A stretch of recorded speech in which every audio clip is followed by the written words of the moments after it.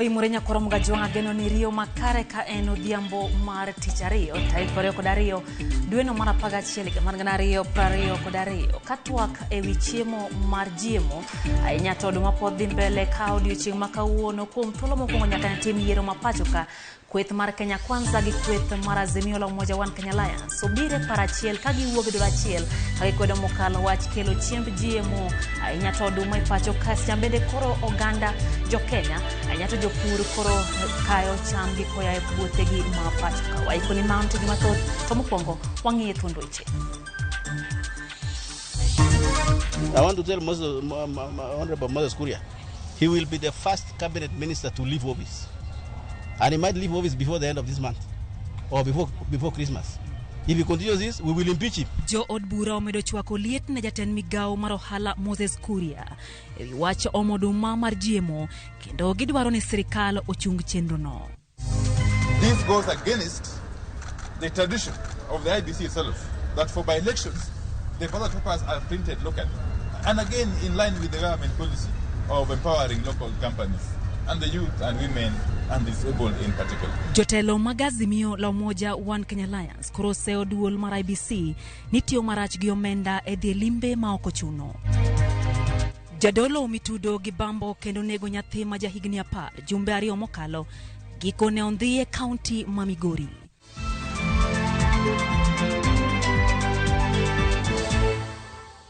Machigni chenro nyakoro mgajuang bethuolo matudri kodwa e namba wa marote machuo kario adek auchiel nono ka bende wantiere mbui RAMOGI TV nyiso pachi kotenre gi wach mabende dhi mbele twak maliet no mar GMO inti paro na nyakoro mgajuang pane chike mapacho kadwaro ni nyaka dwar pach jopiny kapok otimo kata kao kenge machal kod ma machigni nyinga Lydia Okeo kajaloko marwa en Elizabeth Otieno. Jatend migao mar ohala Moses Kuria oyudre mbero maliet ewi paro mar kelo oduma molos kod lony manyasani mano mar GMO. Jod bura mawuok Maroka kod Imbo mar Kenya osingo mar thiche oke apisi po ne oduma mag GMO donje Thurka. Kaka jafwambo marwa Chris Owino lero, jod bura go koro dwaro ne piny owacho onye oduma kuom jopur mapachoka. Mbaka ewi paro mar kelo bando ma olos kod lony manyasani kata GMO okao okang' machielo e kinde ma jotelo maok e hoho Maroka kod Imbo mar Kenya owuok oko kendo kwedo motegno paro makamano. Ka otelnegi kod Senata Makericho Samson Cherargei, jotelo go ohum nono ewi gimomiyo piny owacho chano kelo gunde mag bando milion 10 kowuok e pinje maoko e kinde ma jopur mapacho kae to bando maggi odiwo. There is a deliberate move to continue killing the maize farming in this country, as was seen in the previous regime, where even the sugar sector and other farming sectors were killed. It seems that the cartels are now back into business. In this time around, they appear more aggressive, more ruthless in this season. It is truly unfortunate situation to see the importation of maize when at this moment we are harvesting. There are millions and millions of maize which has already been harvested, which has actually been stored in farmers' homes, but there is nowhere to sell them. Jotelo go bende openjo gimomiyo piny owacho ne rikni kelo bando kowuok e pinje maoko kata doko ni ten migepe ne ok opuodho paro makamano. The ministry should cease the issuance of gazette notice to allow importation of 10 million duty-free bags or any other amount of maize into the country. I stand with my brother, the Senator for Nandi, Senator Cherargei, in opposing the importation of any maize, not just GMO, any maize. Because as has been said here, we are in the harvesting season in most regions in Western Kenya and in the North Rift. Tuna mahindi ya kutosha katika mashamba, katika store za wakulima wengi zaidi, na sheria inasema ya kwamba kwanza serikali ichukue yale mahindi yote, inunue yale mahindi yote, iweke katika strategic grain reserve, ndiyo kama haitoshi ndiyo watafute kununua mahindi nyingine. Negiseyo jatend migao mar ohala Moses Kuria kuom temo nego sekta mar pur mar bando kaka piny owacho mokalo ne otieko sekta mar pur niang' kuom rwako sukar manengone oiweyo kowuok e pinje maoko. Vile kilimo ya miwa iliuawa kwa njia hii ya kuleta sukari ambayo ilikuwa gushi, ambayo ilikuwa na mercury. Na tumeona wale makateli pia wameanza kujipanga kuleta mahindi ambayo ni gushi na kilimo ya mahindi hii Kenya itakufa. Ewi bando mag GMO, jotelogo oramo ni piny owacho nyaka tim nonro malong'o ewi midhiero ma bando go nyalo kelo ne ngima jopiny, kaachiel gi kawo pach oganda motelo ni kelo bando ma kamago. On the GMO issue, we don't need to rush until we have proper laws, policies, rules and regulations to govern the use and importation of GMOs into the country, including but not limited to agricultural products. Jotelogo bende obwogo mar dhi e doho poni Moses Kuria odhi nyime kod kelo bando mag GMO e pacho kae. One of the options that we've discussed is also going to court to obtain a prohibitory order of injunction. E twak mare e juma mokalo, Moses Kuria nyocho temo wacho wach mar ni jo Kenya oyie mana gi chiem nyinyo mag GMO ni mar midhiero makelo thoe ni jo Kenya thoth ma ok GMO kende. Wach ni omedo kelo liet kendo jood burago obwogo mar thiche oko ya PC. I want to tell Honorable Moses Kuria, he will be the first cabinet minister to leave office. And he might leave office before the end of this month or before Christmas. If he continues this, we will impeach him. We will collect signatures from tomorrow. If he doesn't change, he will be the first cabinet minister under this administration to go home. Mabiro ndalo achiel kende toko gai mar Azimio Raila Odinga kod jotend kanise ka ochung' makamano kagiwacho ni nyaka tim nonro malong'o motelo ni kelo bando mar GMO e pacho kae. Chris Owino, Ramogi TV, Nairobi. Kwa dhi mbele nyakora mgajwang kweth mar Azimio la Umoja One Kenya Alliance koro dwaro ni jakom mar IEBC Wafula Chebukati kod commissioners mokadek owuogi apis. Jatend kweth jood bura manoke od bura mamalo James Opio Wandai wacho ni osefwenyore ni apisas go osebedo katiyo marach mokalo gi omenda mag piny owacho ataro mar chik gino bende chalne isiro gi piny owacho mapachoka. Gi jofwambo od bura mamalo kweth mar Azimio la Umoja One Kenya Alliance kotel ne gi jaod bura ma Ogunja Opio Wandai ogolo siem mager jotelo mag IEBC kama oting'o jakom IEBC Wafula Chebukati, jata chenro maduolno Marjan Hussein Marjan, commissioners Abdi Gulie kod Boya Mulu magiwacho ni osebedo katiyo marach gi apisi magi kagetimo limbe pinje maoko tok chik. Between the month of September and now, multiple foreign trips on unspecified missions, foreign trips that have been engineered to benefit a select group of IEBC officials,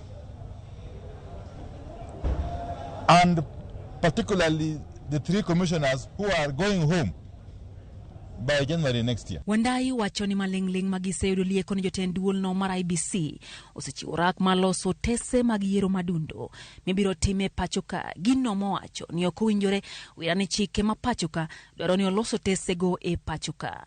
The IEBC officials, without any resolution by the plenary, have given the same Greek company that printed ballot papers for the August elections a further contract to print ballot papers for the by-elections coming in December and January next year. Yet this goes against the tradition of the IEBC itself, that for by-elections, the ballot papers are printed locally. And again, in line with the government policy of empowering local companies. Bendegi chich ni nitiere agenda moko mopandi e duolno wirani magi duto timore kodong' mana thuolo machuok to jotelogo wuok e apisi no kaka chik ma pachoka dwaro. We have time and again called upon Chebukati, Boya Molu and Abdi Gulie to proceed on terminal leave pending their final retirement.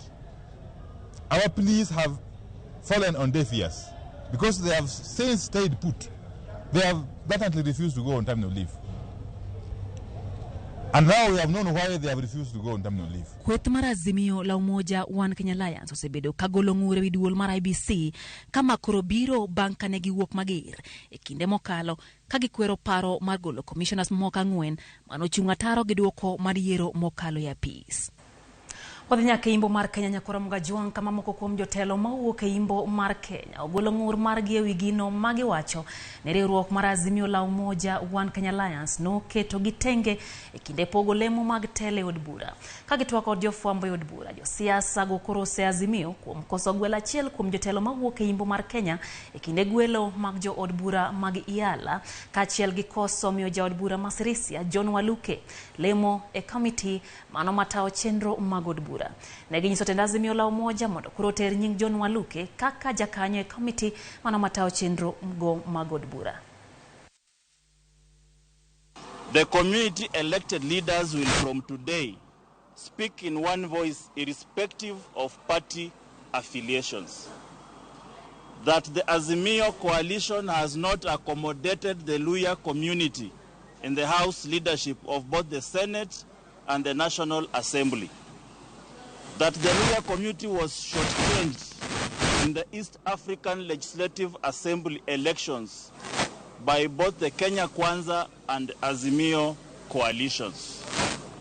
Out of 9 positions, is only the Luhya community that doesn't have a single position in the Iala. The caucus makes the following demands. Number 1, the Azimio coalition reinstates one Honorable John Waluke to Parliamentary Service Commission. Emago mag thieth nyakora Mgajuang Senator Hamida Kibwana ochwalo kwayo mar loro osiptal mano mar Mama Lucy mantiere county ma Nairobi mane obire kinde twak kod jokanyo mag thieth mano ochwalo lipod gi ewi nonro mar tho ma Travis Maina, Morino Nyango kod Eddie Otieno duto mano owito ngimagi osiptal maduong' mar Kenyatta kod Mama Lucy. Jafwambo marwa mang'iyo wechego mag thieth Judith Omondi miyo waler.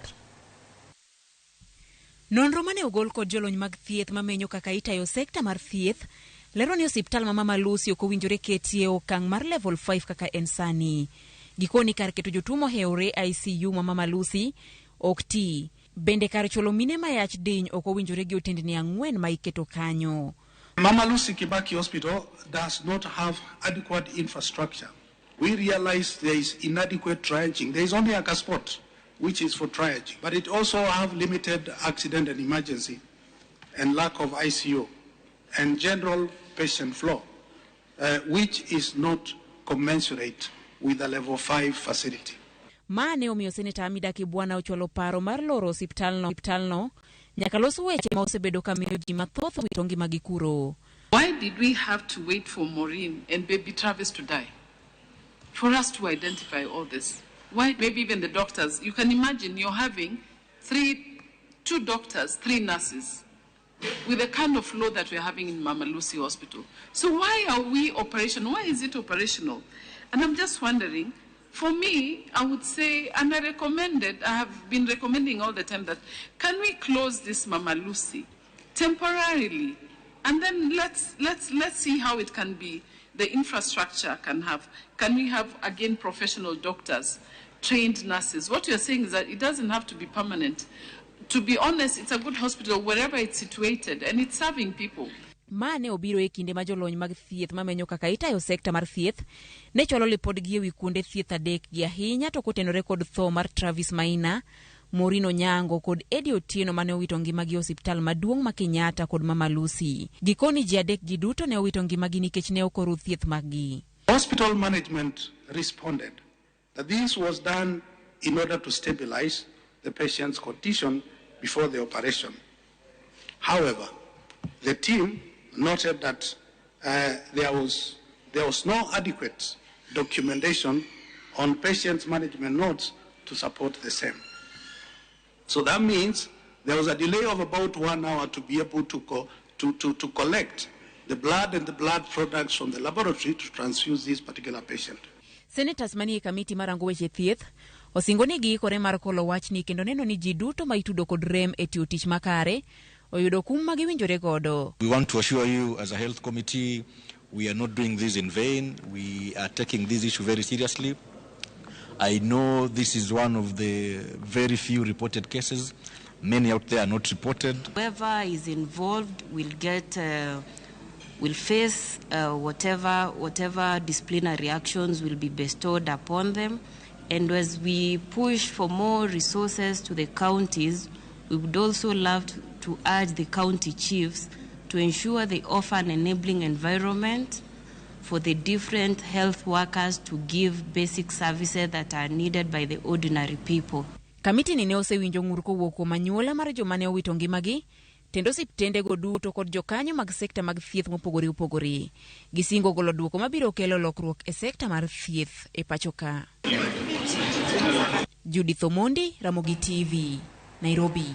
Kwa weyo mago mag thieth nyakoro mga jwang' wadonje sekta mar somo kama migawo mar somo kone od bura mano mar Senate ni chenro mar chwalo chiemb kony ne skunde osetimore e yor ratiro kata obedo ni nitiere penjo mathoth maluoro chenrono. Jatend migawo mar somo Ezekiel Mashogu nochopo e nyim komiti mano marango weche somo kendo kete tago maliet mar lero kaka omenda mag piny owacho osetie chenrono. Simfros Okinda miyo waler mathoth kotenre kod wachno. Members of this committee. Enyim komiti mar Senate marango weche mag somo, jatend migawo mar somo Ezekiel Machogu kod jagoro mongirore migawo no Julius Juan ne oketi e tago maliet mar lero kaka gisetayo chenro mar chwalo chiemo ne skunde. Komiti no ne dwaro ng'eyo kaka migawo no notiyo kod omenda ma piny owacho hinyo keto thenge ne chenro mar chiwo chiemo ne jopuonjre. There is actually no food in these schools, so that maybe on record the food is still being distributed to schools, but actually on the ground we have no food. Jotelo ne ochiwo duoko mar yango ni nyaka sani migawo no osetiyo gi omenda maromo shillings milion 201 e chwalo ne skunde aching.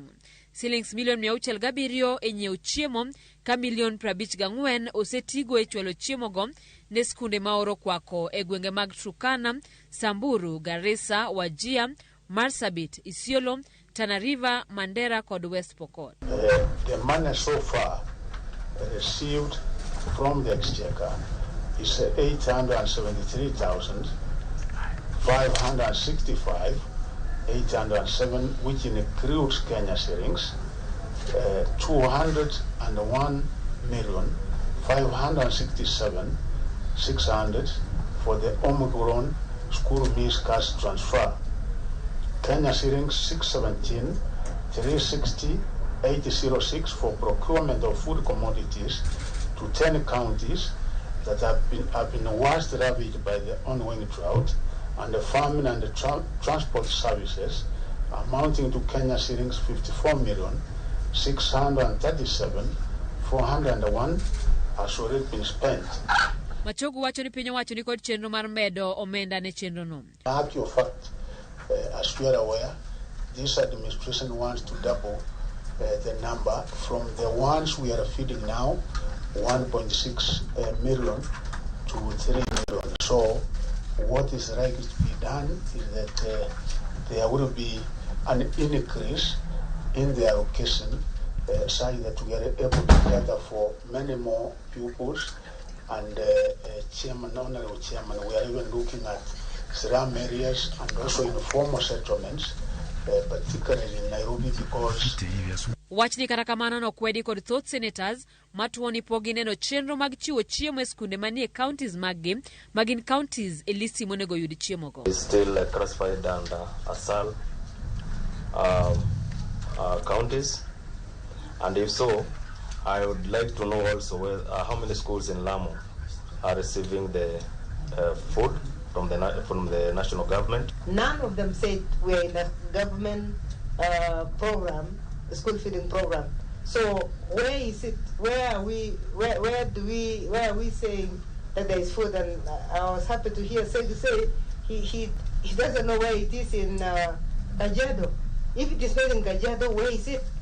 Where is this program? And then maybe it is important to then change strategies on how this is done. To be entrusted, maybe not just on the head teacher, but on the whole board. The very counties we come from that are ravaged and that have been highlighted by the media, Kajiado being one of them, is not in your list. Jagoro mongirore migawo mar somo Julius Juan wacho ni gin kod chenro moketi makare mar luwo chiemo go kendo gin gi ranyisi manyiso ni chiemo go ochopo. The idea of children having food in school is not a fallacy. It may not be in your specific region, but the other way of going about it is that we have a list that we've given you here of sub-counties. I'm sure there's some sub-counties, and in your regions, you can just take a phone call and call. and check with your head teacher in the areas that have been indicated here, and then confirm whether what we are saying is true or not. Senators gono dhi nyime kod chiwo paro mopogore opogore ne migawono mar neno ni gichopo kare chenro mar chopo chiemo ne skunde maoro kwako. I was just wondering whether there are measures or whether there are plans or whether you have ongoing programs of partnership between the Ministry of Education and Ministry of Water, whereby the Ministry of Water will provide schools or provide water in schools, do boreholes in schools, so that then there is water that the schools can use to do their own bits of growing of vegetables and all that. Moko kuom counties motuo kod makoth no gin Garissa, Wajir, Mandera, Marsabit, Turkana, Lamu, Nakuru e kind counties mamoko ka piny owacho ni kod chenro mar chiwo kony ne kuondego. Simfros Okinda, Ramogi TV. Kwa idho nyake gode malura god Kenya nyakora mgajwang wadhi nyake kaunti ma Meru kama gavana ma Meru Kawira Mwangaza koro nyalo puko mogo bang' od bura mar kaunti no peda yanga twake wi okang' mathiche oko. MCAs ma kaunti no koro biro twake wi golo Mwangaza kom chieng' tich abich juma manyien bang' miyo gavana no thuolo mar wacho gimomiyo ok onego gole apisi. Manaka jafom marwa Edwin Okoth leronwa Mwangaza e gavana mokwongo romo kod dwaro mar thiche oko bang' yiero mokalo. E ywaruok ma kinde ka kinde manochakore mana thuolo machuok bang' gavana ma Meru Kawira Mwangaza chamo muma, MCA achiel kende mane ok ochuoko ke dwaro mar thicho gavana no oko makoro sechwale od bura ma Meru. MCS dwaro ni gavana no mane okawo komno maonge duond bura mora mora mondo thicho oko kuom tiyo kod apise marach, dwaro makoro jopiny bende ni kod thuolo mar golo e pachgi kuom ndalo 7 mabiro. Tutakuwa na lile jambo linaitwa public participation siku ya Jumatatu kutoka saa 2 asubuhi mpaka saa 7, na tunataka kuwatangazia Wameru wote popote walipo waende kwa website ya County Assembly assembly.meru.go.ke waweze kudownload ile motion ambayo iko pale, wasome walete Jumatatu, na wanaweza wakilisha maoni yao yakiwa yameandikwa watume kwa anwani yetu iliyo pale, anwani ambayo imeandikwa pale kwa advert yenye ilikuwa kwa newspaper ya leo, ama walete kwa mikono yao siku ya Jumatatu. Ka opogore kod tiyo ataro kod pen chike mathurka, MCS wacho ni gavana Mwangaza oseketho chike moko 10 mag kaunti ka oriwo mago matayo ndiko mag jotije kaunti kaachiel kod tiyo kod omenda yo mokare. Chieng' tich ariyo juma manyien, gavana igero ni biro chopo e nyim MCS mondo duok penjo e weche mosebet kaluore.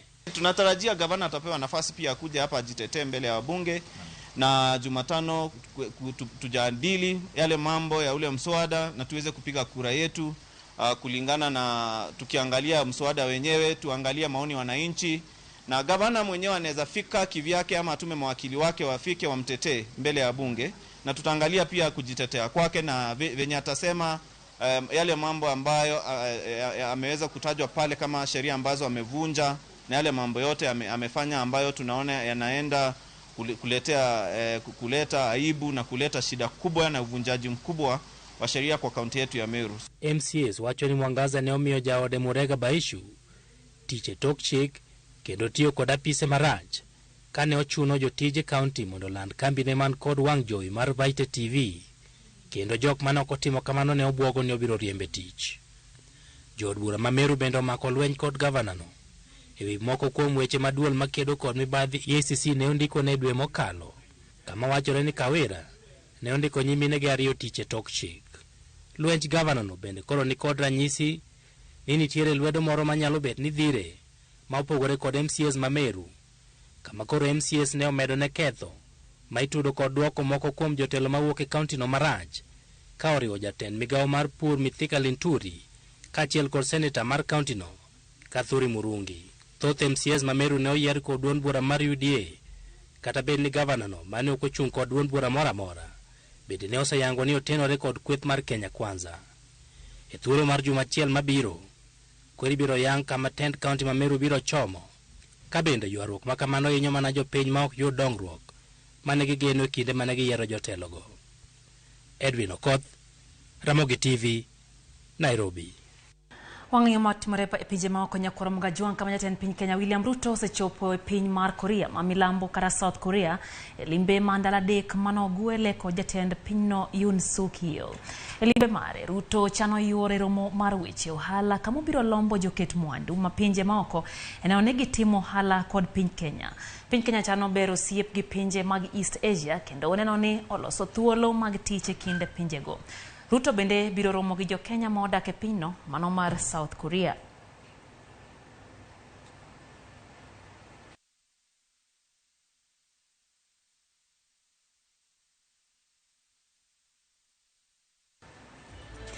Koro muginda kaproyo kod adek bang' sa adek mar otieno chendo eno Oimore amedo kelo ni weche go manyien kamano in misebedo kichwalo ote magi e studio ka aneno kanyo ka principal manyal Kinyi Mix Secondary School mano kanyo Mr. Charles Ober owacho ni Ramogi TV e yo makare kendo mor gi chenro mag Ramogi TV ka oro mos ne jopuonj duto gi jotich manyal Kinyi School gi nyithindo kowacho ni wach bando mano mar GMO to neno ka gima koro dhi hinyo thoth skunde ma pachuka. Aneno kanyo ka bende Uchieng Rating mano mar Kalangi wacho no winjo neno Ramogi TV yo makare kendo ento pache wacho kanyo ni jo od bura go makoro tamore wach GMO en oyie kodgi kendo en bosiro tamruok mar chamgo mag GMO mago bende koro e chich ni nyalo donje pacho ka sasa nyakoro mga jwang. Musa Orure wacho kanyo ni en kaka mama kanisa okomora ahinya gi wachno mar GMO kata kama nawe ni Musa iyo nyisa kanyo ni en mama kanisa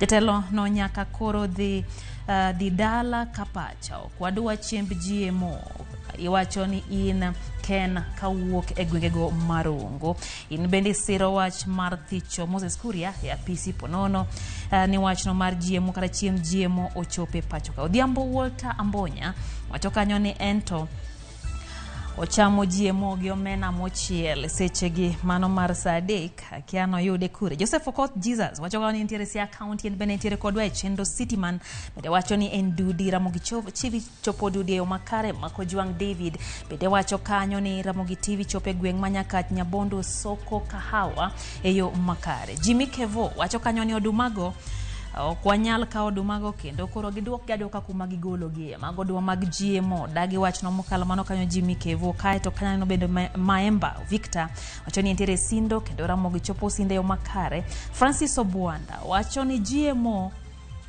okelo Azimio la Umoja gi Kenya Kwanza kanyakla nyaka Nigeria e yiero koro wuoro wach ni bende koro riwo jotelo kanyakla wacho ni ntiere Gemramula kendo ne Ramogi TV yo makare mako Juang David kanya chaka ne ni kendo ka Nyabondo Nyakach wacho ni bende intiere kodwa ka wacho ni chiemb GMO pod ok mori kata matin kendo wacho ni poni ok ober kod ngima dhano onyalo hinyo ganda jo Kenya. Neno Otis Nyakwar Nyawade bende wacho Ramogi TV chopo sindo mwale yo makare aneno ka jo sindo thoro bedo mang'eny kanya koro mga Juang wagwero kama ne josindo kuom ote magisiko gichwalo kai aneno kanyo Kazak JJ bende wacho ni GMO to dawi anamor kod jod bura mago ma Kenya Kwanza kod mago ma Azimio la Umoja kuom wacho ni gidagi wachno mar GMO. Makakumu Junior Marcus Gungambita bende wacho ni kaka weche mag GMO sechakorene mano be kaka siasa mar higa mar 2027 bende osechakore. Ji dwa makore gi GMO matek lakini GMO koponi ok nyal hinyo ngima jopiny to kele akela to wayieng nikech keto koro nego ganda jo Kenya. Mano pach Makakumu Junior. Elizabeth Olum bende wacho kanyo ni jadolo no kuodo wi kanise manade na pane en wach mabende wadi kelo ni mana kuom thuolo matin kenje. Brand Raymond ni kanyo ka bende Cosmas Otieno wacho ni ento jatend piny Kenya Ruto koyie wach GMO to kik okel ka kendo goe break mondo mi oganda jo Kenya oti kod cham mantiere e pachoka. Eric Gono kaya kayole bende wacho ni ntiere kodwa chendo.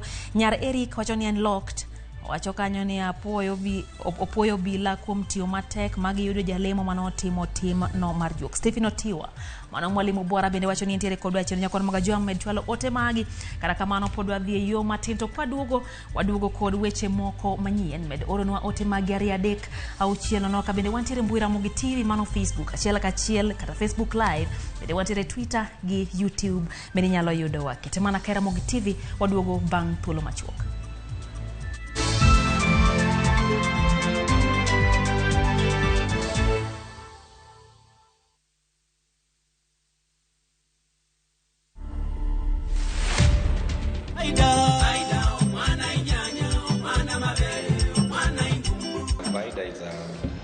Zambian name meaning promise. I've been in music, if I count this, around 13 years now, because I recorded my first album in 2009. Our artists have not learned, they are not being realistic. And most of them, they wanapenda kuhepa originality yao kama culture. The message is encouraging the woman to stay faithful to the husband.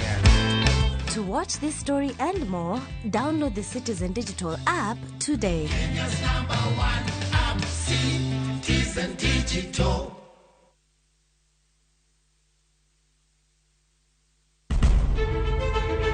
Penj laktar ok en ka chenro moro amora. Wach mari P2 emergency pin e monyo gino kapere mene giketho system. Wakelo ni achiel kachiel lakteche man gi lony mararieya e weche ngima dhano. Koro ka goyo picha to dhi nyisa kind lekene. To gipuonji achiel kachiel e weche ngima. Tero malit ne masongo adhia. Very good. Riuri gi Ruth Otieno wuok tich nyaka tich abich chakre saa 12 odhiambo. Onono tiend weche kowuok kuom laktar. Osomo oteni. Namba mar SMS en 23600 en penj laktar. Kendo kawo simbi. Wadhi kawa simbe jowinjowa jonenowa. Mana Ramogi TV.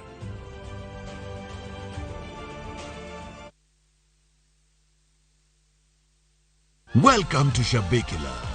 Play Shabeki Virtuals on Shabeki.com for a chance to win huge cash prizes from low stakes. Jisetie stake na how much you want to win. Kuna penalty shootouts, defender and so many virtuals only on Shabeki.com. Shabekiland, the easiest virtuals in gaming. Not for persons under the age of 18. Betting can be addictive. Play responsibly. Shabeki.com is authorized and regulated by the BCLB license number 416. Shabeki.com.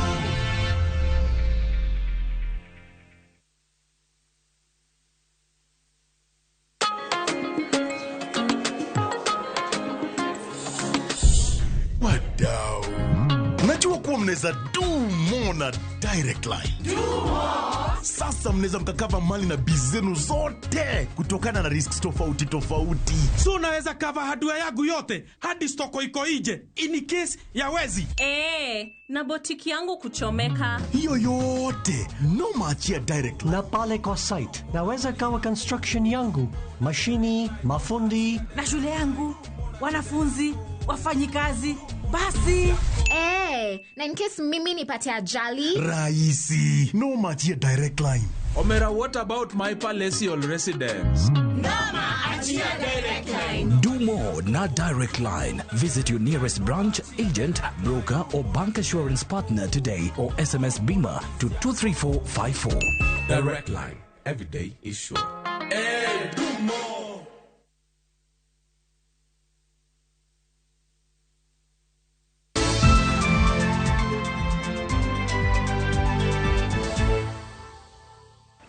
Machini kendo nyakora mugaji wang'ero kamano kuom medo kete mana ka Ramogi TV chendo ni mar Oimore. Wamedo mi weche go manyien kaka otatiri nyaka county no ma Kisumu kama gikone to aput magoyo kogno. Jogo manyocha wal kaka jotend migepe county ma Kisumu utieko chenro makamano kendo igeno ni gibiro chalo report mano mabiro yango jotend migepe mopuodhi. Chendo no otieki odhiambo makawuono bang' goyo kogno jotelo abich. Jotend migepe abich moting'o mano mawale migawo mar thieth Laktar Gregory Ganda kod nyawadgi mawale migawo mar weche tuke Beatrice Adongo nogo kogno odiochieng'no makawuono. It was a 3-year project, not one. There is only an allowance of 15% to maybe member for medical services. 35% of Kisumu residents actually have what we call an improved toilet. And now to corner them and tell them that they must have it by such and such a time would really be hard hit on them. And so what we are doing right now is getting into partnerships with what we call market-based sanitation, with partners who will lower the cost of doing some of these products. And then we can be able to say that you must have one, because then we will have provided a solution for them. We don't want to fall into the trap of the NHIF Act, which was passed, and saying that every Kenyan must have National Hospital Insurance Fund, but then you cannot enforce it because some people don't have money and they'll tell you, I don't have money, what are you going to do about it? Mr. Speaker, I want to say I talked about identifying talents and nurturing the talents. It will be upon me as a CC to provide leadership and to ensure that after we have identified the talents, we nurture these talents. I'll also identify culture and heritage centers within the county. Currently, I'm aware of only one, that is at Mama Grace Onyango Center, but I would love that we identify more places where we can be able to develop our cultural activities. Through that, Mr. Speaker, we'll be able to utilize the resources that we have.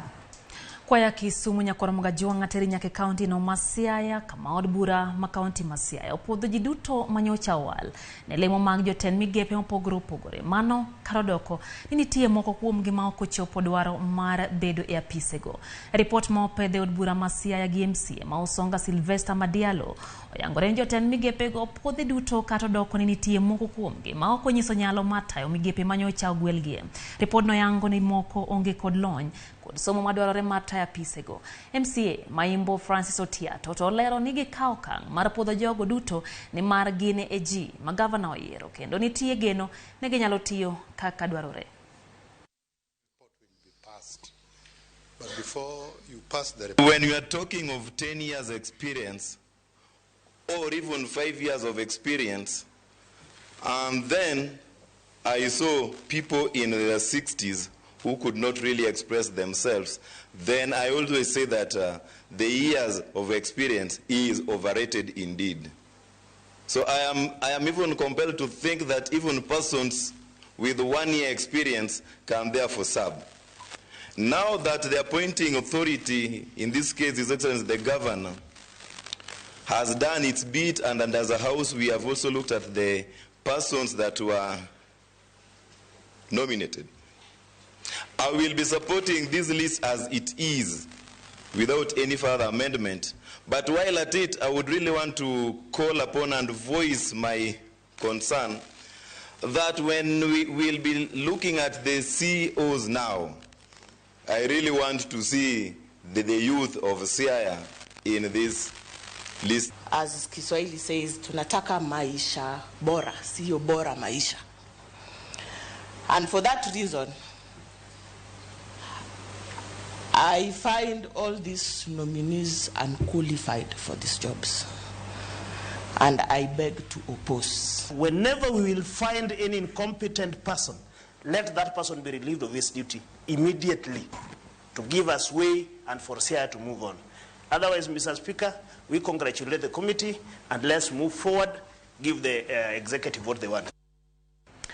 Aya, maisha bora sio bora maisha. Maana wachoni gine nigi moposo. Aya, winjo kanyo ka wachoni mago kisungu kubwa. Koro Nyakoromoga Juang. Wangi ya Mombasa, ntie wach moro kanyo mabende chando para enya kama nyola moro e gweng Mamagongo Ichangamwe Mombasa. Koro yuagora tichgi bang' wito nyathigi ma jaklas 6. Ma report yango ni nyocha jirande gi ogoyo marach kendo ma ochokelo tho mare.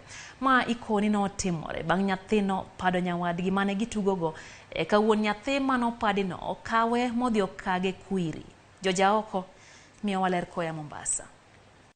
Ywak mar Florence Aluoch kaluwore gi tho mar nyathine ma jahigni 11 mane japuonjre mar klas 6 e skul primary mabomu mantiere Changamwe Mombasa. Tani gima lit gi nyawito nyathine sepuonjo ka klas 6 dhi timo penj. Nyathine ni nega moko tuo kata fadhali kutuo di bedo hospital berbere. Florence ma en min nyithindo abich koni ne odhi e kibarua chieng' ngeso, to kata kamano ne obwok bang' jirande goyo ne sime manyise ni nyathine ne orodhi mochweyo ka gikwiri gi wuon nyathi moro mane nyathine ochwanyore godo e seche mane gitugo. Remo ne okae mowuok e kibarua kodok gi ng'wech e ot ng'eyo gima timore. Ayudo ka dhoge wuok gine kikosi kile nzito kama pofu. Wuok okego mar buoyo. Koro pukre penya, okonya miyo dhoge, okonya ng'amo dhoge na. Apenyi, Amo motimre malich kamae.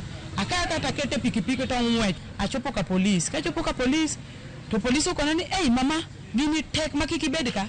Gini nyalo nego nyathine. Dia jo timne nyathi first aid. Amba dira dhi first makadara machani. otimne nyathi first aid. Kosetimne first aid saa 5 nyaka saa 11. Karomo saa 11 ochako wuoyo. Kanye Mokoni ne ochako nono nyathine mar ng'eyo gima ne otimore. Okona ni nogoya gi baba moro gi chiege gi jirani ariyo. To akone ni koro gigoyi ne timango ni watugo gi nyathine to nyathine no kaw gira mar tugo tamani nyathine no tapade koro nyathi odhi ot kayuak to wuon gi wuok oko to biro cover omako toka kama to chako goya korwake e ot tapino owacho ni baba emokage gini ni baba no miyo gimoro madho opidhe gimoro momadho kama apenje ni ng'udo gino to kano ko ng'udo yani joko finyo mo odonje iye akoni sawa we daktari dhi konyi kosekonyi to wadok ot. Daktari kaka nothiedhe karomo saa 11 kwa ni mama nyathini kik idhi ot. Nyathini kaka nene gini chal no chomo owang'o iye kuondegi. Koro in dede makadara mataung. Okoni bang'e to ne oringo kode nyaka kar thieth ma Coast General kuma ne orwake kar jotuo moheore kuma ne owite ngimane bang' ndalo 5. Omako iye ni iye kae then iye no kae nyaka magite rame. Wacho ni kae rame mia pi mudho to daktari wacho ni seche moko gino chomo pafu owang'o pafu kikamiye gimoro koro kuno chiemo nochwane mana chak momadho kolwore e pipe abeta kanyo nyaka nyoro tarik 11 Saturday Friday othoso ochiko dakineg nyathi wagi nyathi wadu igago sum acid imiyo mimadh mingato tho madhielo mano gima rach matek to wadwaro serikal okaw gini seriousness. Koro kesni wadwa luwe nyaka wang'e gikone wadwaro ng'ano kon wang'e ni mnotimo gini otere jela mondo tweye. To kata bang' chiwo lipot tesendo bila machangamu odiochieng' mar masira no Okoni polis ne oduogo mako achejno mana bang' ka nyathine no nosewito ngimane. An kata kaka noter ng'ano changamwe polis ok nokana kata ni ade aneni ng'ama chalare ke ng'amonego ng'amo mi nyathina sumno pok anene gi wang'a kama nyaka nye kawe koro momiya wuok matek mondo mi aneni ng'ane anyalo ng'eye. Kesi ni ber sani nitie court wadwa luwe nyaka gikone wadwa mama Florence onwang' haki mare odwa mama ni mondo ong'e gima nonego nyathine nikech kwaweyo ji bro bet gasira. Achejno ne bang'e to chwale doho ma Mombasa to kata kamano ne okosom ne ketho kapod doho rito lipot mar laktar mabiro yango gima dibed ni ne okelo tho nyathino. Nyaka sani achejno pod ogeng'ne tesendo bila machangamwe ka anyuola nyathino to kone gin kod geno ni gibiro yudo ratichgi. Kaka obedo budhe mochari yawa bil medo mede kuma obro golo pesa no be wakia. Marivo yodi ka jo sirikal nyalo yie mondo mi wagolo dio yike kata ka ibro lubgi no bange kaka nonege no ber lakini kako budhe mochari okwang'e kuma obro golo pesa. Bil mar hospital mar mochari en 25,000. Bil mar ward nen 46,216. George Aoko, Ramogi TV, Mombasa. Koramonga juang ka nyathi okoso kata muma oyie chweto kata kede kata pato moro ichwad go nyathi to kikag nyathi jirani sum nikech gipadore kata gichwanyre gi nyathini mano wach malit kendo wageno ratiro bro yudore George Bromio wa ripodno bolweyo makare koya account na Mombasa wadhi nyaka Migori kama chich maja higni 18 maiteno kod bembo kod nek maja puonjre manyako mano maja higni 10 mayande some gwenge mag Komwombo sub county marangwe county ma Homa Bay omaki kod obila achijno mayo wacho ni en jadolo no make gweng Mamapera sub county Masuna East county no Migori bang jogwenge na ochiwo report ka obila jatendo obila e county ya Migori Mark Wanjala na wacho ni achijni no ringo dhi ponde kanisa gwengego kama jopiny manowinjo umbe no chiwo report ne obila. Wanjala no wacho ni achijni osekawo kod obila ma Homa Bay makoro medo timone nonro ka irito chwale e doho.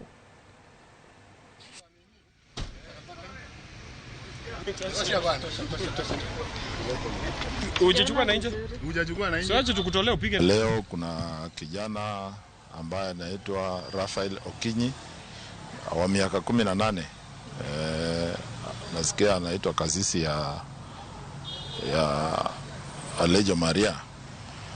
Iko incident ilifanyika huko Rangwe ambaye mtoto wa 10 years alikuwa defiled na baadaye akawawa. Na wanasema huyu kijana ndiye alifanya hiyo kitendo na akatoroka huko Rangwe akakuja akaingia hapa area ya Migori kwa kanisa ya Alejo Maria iko area inaitwa Koyo. So walidirect na askari wameenda wamemkamata huko kanisa ya Kwoyo na anarudishwa huko Rangwe aweze kushtakiwa na hiyo mashtaka ya mauaji. Walikuwa wamejificha kwa sababu baada ya kutenda hiyo kitendo huko alitoroka, na hao ndio walijua mahali ametorokea, akakuja akajificha kwa hiyo kanisa ya Kwoyo kule Jumaria. Kora moikwa ya Migori wadhi county Makiambu. Doho county Makiambu ongado ni gengne achije mokangwen magenjo tije tend county no maitu dogi nyao magikone nyocha okelo luar mar ot e kardak marwaka mane onego ji ariyo. Jang'ad bura Manuela Kinyanjui no golo chik mondo miodine Stephen Jiraini, John Murimo, Jerry Wanjiku kod Geoffrey Kamau kuom thuolo mandala pari tesendo bila makaruri e yor medo thuolo matima pedha. Chik makamano no gol tok apisa matimo nonro Moses Maina kwayo mondo mi ndala par kod ang'wen tieko tema pedha mar masira makamano.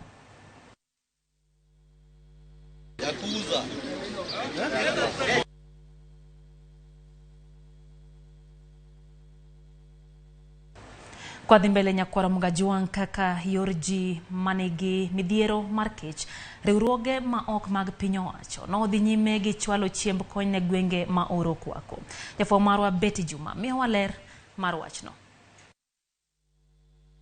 Skunde 46 gi familias 300 counties manigi oro kaka Meru, Isiolo gi Samburu oyudo fuongruok tok riwruok e kin jokanyo mag Rotary Club of Isiolo gi Nairobi, The Village Trust kod Tandaria Foundation chwalo negi chiemb kony.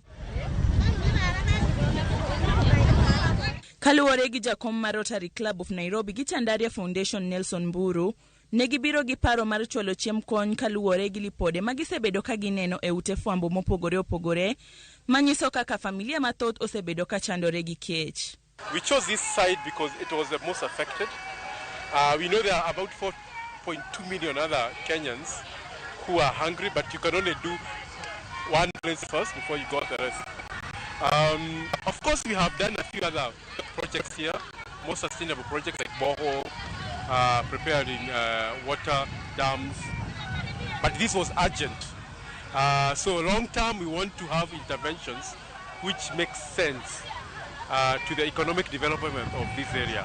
Mburu ojiwo jogo manyalo mondo ochopi mar konyo jowetegi makech oheo kaka yorno mar konyo e lweny mar kedo gi oro. Naomba yeyote akona kitu kidogo ya kupatia hawa watu. Ikiwa uko na pesa kidogo unaweza patiana kwa jirani yako au watu yote umeona kwa media wanahitaji chakula. Tunaomba wewe chukua kidogo ugawanye na huyo neighbor wako ndio pia apate kitu ya kukula. Lakini kitu ya pili najua rais amefanya kitu yake ya ku feed the nation.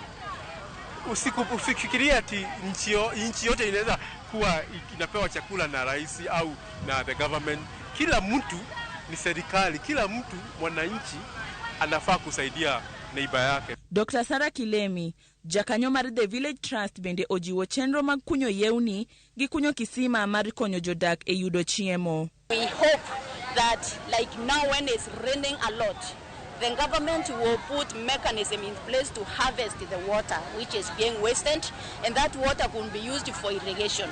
We are also hopeful that with the partnership of Chandaria Foundation and Rotary International, we'll be able to sink some boreholes which will be able to give us water for irrigation, and then we can eliminate these problems. Esechego kanisa mar Friends Church Quakers e pachoka oriwore gi riwruok ma ok mar piny owacho mar Friendly Water for the World bende ochwalo chiemb kony ma omuonyo shillings 500,000 ne jodak ma Samburu mayudo midhiero mar kech.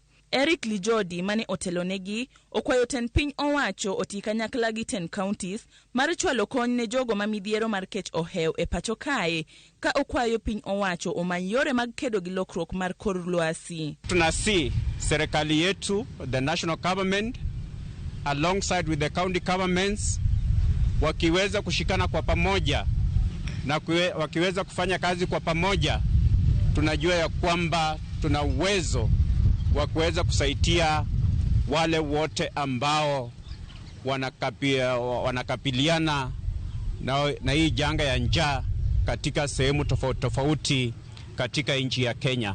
Jambo tu lenye ningependa mashirika mengine yenye yako waike mfano wa ile shirika la Friends Water for the World, wajue kwamba kuna wenzetu mahali wenye wanaathiriwa na njaa ili waweze kuwasaidia. Betty Juma, Ramogi TV. Koromogo dok nyake county ma Mombasa kama jogo manigi ng'ole county ma Mombasa no bago ng'anyo mamuol kagisundo tend county no kachiel kod piny owacho mamalo mondo mi oketia apisi mag sirikal lwasi mowinjore kodgi maginyalo chope mapiyo kane gilose dho apisi mano mar Bima Towers man kod gorofa 13 gikoni en midhiero ni apise mag tend county nitiere kanyo to kata kamano lift kata gino mating'o ji monego bed ni tero ji e gorofa mamalo kosebedo katiyo e thuolo mar higni 3 giywak ni ute duto moting'o apise mag piny onge kod kuonde moyiedhi ma jogo mantiere kod ng'ol nyalo kata mana donjogo gi ndigni magi kagiriembo gino makoro gikoni rocho ratechgi mar chopo e apise mag piny owacho. hazina lift, na kwa vile hazina ramp, hazina lift, ni shida sana sisi kwetu sisi walemavu kupata huduma. Huwezi kupata huduma kwa sababu huna mahali pa kupitia. Hata hospitalini kama Makadara, ukienda unaambiwa unaenda gorofa namba fulani, na hiyo gorofa hakuna hata hakuna hata ramp, hakuna hata lift. Unapata shida ya kuwa unaweza kupanda kufika huko juu mpaka watu wafanye kukusaidia kukubeba huko. Ute moger gi ginute oger mamalo moko nyal hidho. Koro wakelo ywak wa mondo jotendwa mancho yier one kaka nyalo timo wa mondo kwadwaro konye utegi e offices gi to wanyalo donjo mayom nikech koponi gipod gin malo kama waluor dhi nikech ode kwokoro ng'ato tok chop to in bi won Bonge mago hala nyakoro mga juang wadhi nyake county no Masiaya kama jo hala gi joremba piko dho wath malwanda kotieno dwaro ni tend county Masiaya ketenge stesen mar yiengo nyamburko mondo me odwok geno mago hala e gweng'no. Giwacho ni mano dhi konyo weg nyamburko marito jowuoth mawuok Mbita mago matiyo gi water bus e dho wath. Johala go medo ni obedo ni onge bus park othiro hala makanyo ka ji mathoth onge tich kendo moko nyalo donjo e weche njore masane koro medore.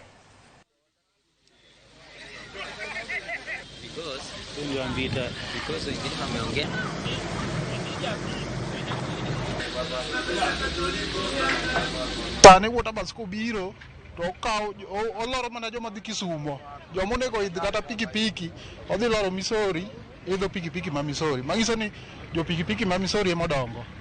Koro machielo kaka gik ma ting'o ji kaka dhi Mbita ne wan gi yiedhi ma ting'o ji, yiedhi ne kawo 150 to kane water bus odonjo nochuno yiedhi mondo odwok bei chien nikech koro yiedhi ne onge customers. Koro jomoko nohero bei mapiny emomiyo ne koro watiyo gi to ferry be wan go, but ferry gi yiedhi ber moingo water bus. Japiko malwanda kotieno wadwa ni gi maintain mana ler makata ka customer biro to customer okone jalwanda ma kotieno dum. Samiloso tiji ma gimoro amora ler kuomi to customer yudo kaka nyalo ringo kabiro iri mapiyo piyo. Tich to wayudo. To mainyowa kabisa dhi Misori ema inyowa kabisa ma japiko ywak mok bere nikech ndalo mane ok odhi Misori to japiko ne tiyo maber kabisa. Nyakoro kapod wang'iyo wechego motendre kod ohala wadhi nyaka e mago mag bengi kama bengi mar Equity no medo yuto mare madwecho chiko mokwongo mag higani kod atamalo 27 nyaka shillings bilion 33.4. Jatatije mar bengi no James Mwangi no wacho ni medruok makamano kowuok shillings bilion 26.3 mano yudre kinde makamano higa mokalo kel kod nyinyo ma Equity juogo ewi hola kod duoko piny omenda ma bende bengi no tiyo timo hala. Jokanyo mag Equity Bank bende no medo keno magi e bengi no ma ochopo shilling trillion 1 higane. Bengi machielo mar Family Bank bende yuto mare no medore kod atamalo 39 e kinde mar dweche 9 go nyaka shillings bilion 2.5 kowuok bilion 1.8 higa mokalo. Jatatije mar Family Bank Rebecca Mbithi wacho ni medruok e yuto mar bengi no kel kod jokaw hola ma osebet ka chudo maber mokalo kendo duoko lal ma ikelo kod gope ma ok ochul piny.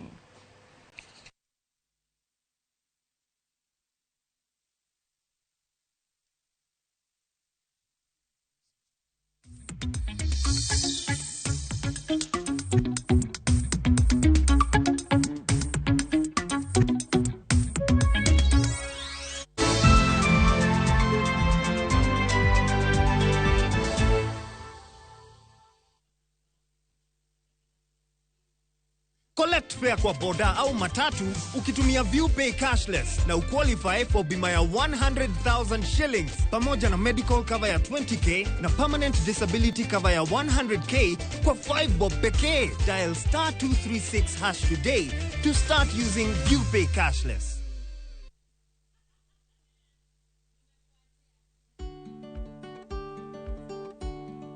Okitiyo makare gi modhi mag pien dendi to nyalo mono gi donjo e pien dendi makare, ma nyiso ni ok gidhi tiyo e yo mowinjore.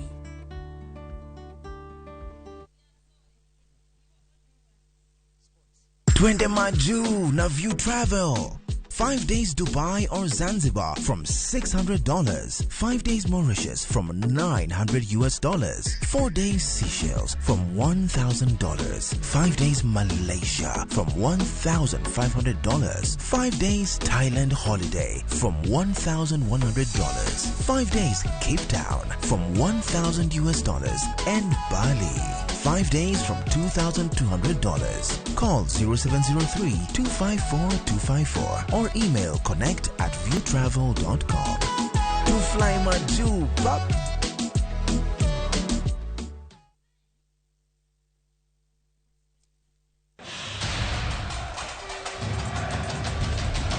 It's time for the greatest football stage in the world.